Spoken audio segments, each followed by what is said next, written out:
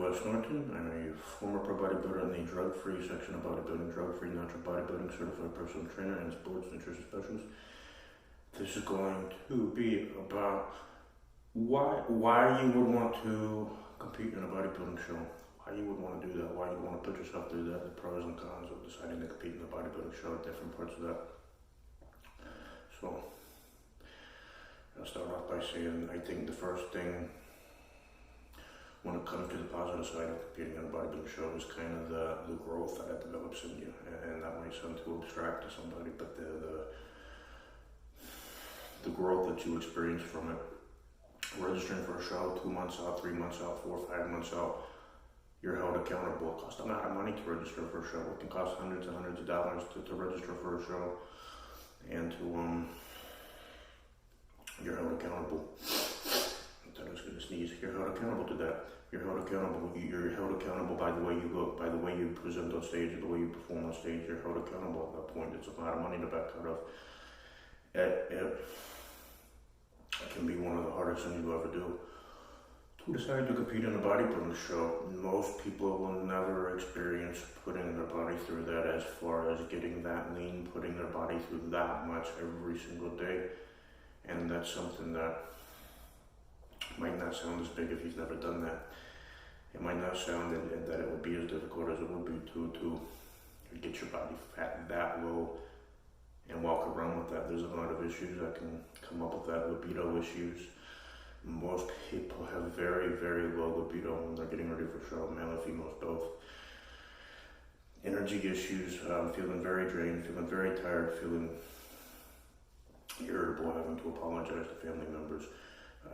Lack of focus issues. So there's a lot of issues that come up when you're getting ready for a show that you wouldn't think of. It's very, very, very difficult to get your body fat that low. And it's not like losing 20 pounds just to get ready for a beach season. It's very, very taxing on the body.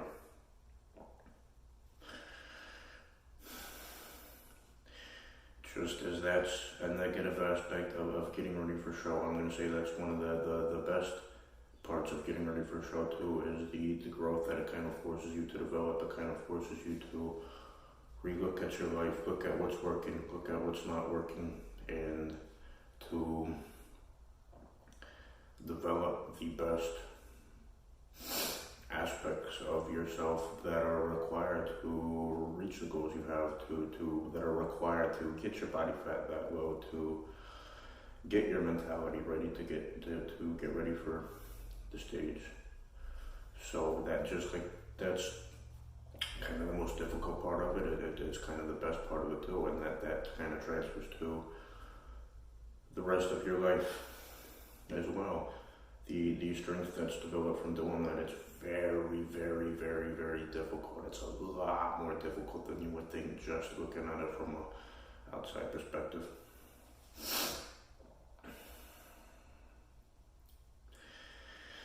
There's dieting habits that can stick with the rest of your lifestyle.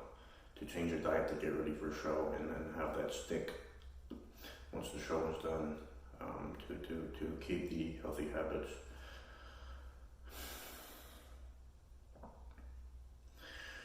When you're bulking up all the time, it can be easy, and I know I've done it, and I know a lot of other people have done it, to kind of get a little bit sloppy fat when you're in the off season. You get a little bit too fluffy, a little bit too, and to get ready for a show, you're kind of you are forced to diet down in a way you might not normally think is important, or might not put as much emphasis on. And so then you're ready for your next bulking phase. You can, you'll look better, but you'll have more room to actually bulk up. I know the best progress I make is a time where I can really eat a lot, kind of overeat a bit, and I'll get a little bit fluffy. But if you've just done a show, I mean, you got 20, 30 pounds before you even start to notice anything that you're able to bulk up. So that's another benefit from it.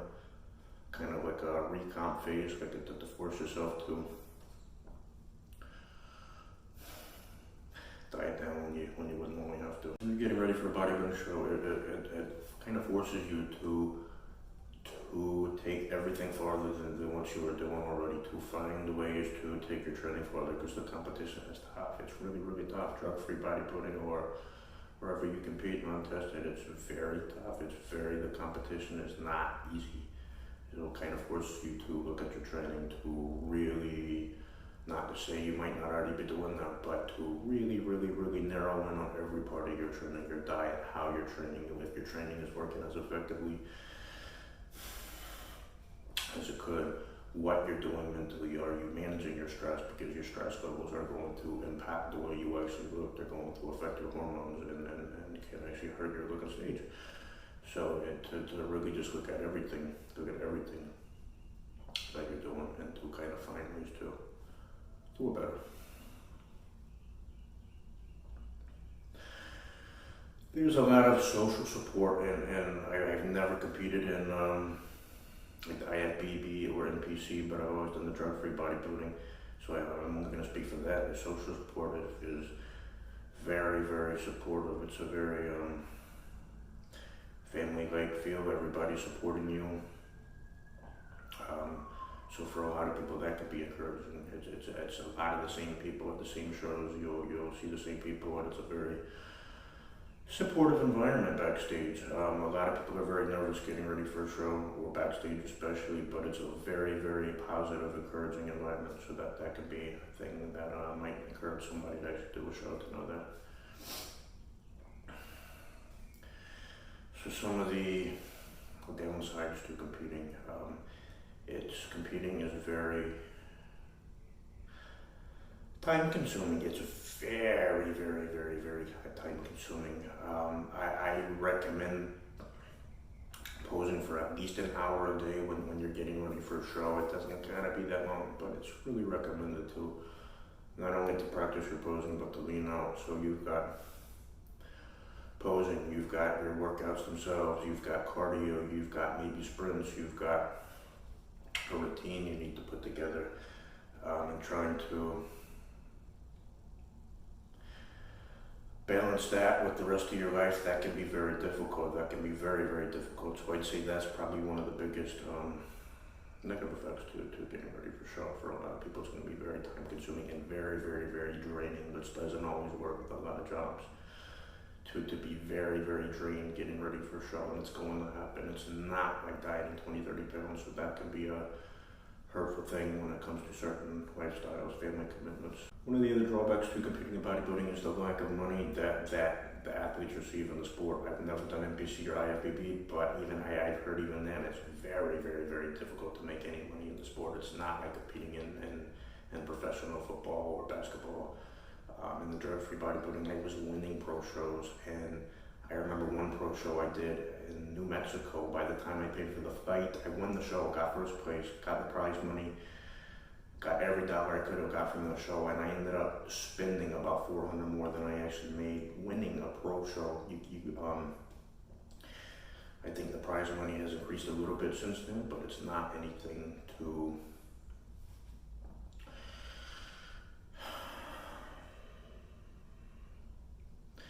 guest posing. You're going to make very little money from.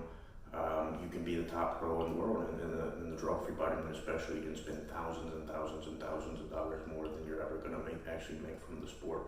And it's slowly getting better, but it's not